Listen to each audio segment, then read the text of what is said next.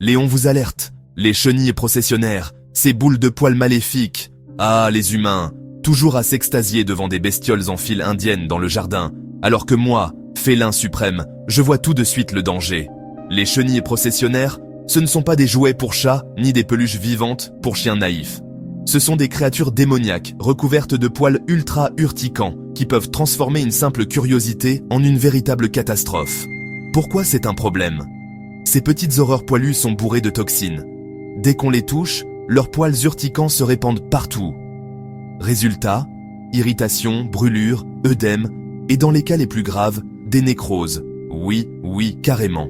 Chez nous, les félins, un simple coup de langue sur une patte qui a effleuré une chenille, et c'est la catastrophe. Gonflement, douleurs intenses, voire une partie de la langue qui meurt et tombe. Glamour, hein? Les signes que ça ne va pas du tout, un chat ou un chien qui bave comme s'il venait de goûter votre cuisine. Des gonflements soudains sur la langue, le museau ou les yeux. Une agitation ou au contraire une léthargie soudaine, mauvais signe. Des vomissements, de la difficulté à respirer. Bref, la panique totale. Si votre animal a eu le malheur d'en croiser une, filez illico chez le vétérinaire. Pas de « on va voir si ça passe ». Sinon ça risque de vraiment très mal finir. Comment éviter le cauchemar? Évitez les pins, ces saletés adorent les nids dans ces arbres. Repérez les cocons blancs. Si vous en voyez un dans un arbre, signalez-le à votre mairie. Ne laissez pas vos animaux rôder dans les zones infestées. Ce n'est pas une expédition Koh-Lanta, c'est un terrain miné.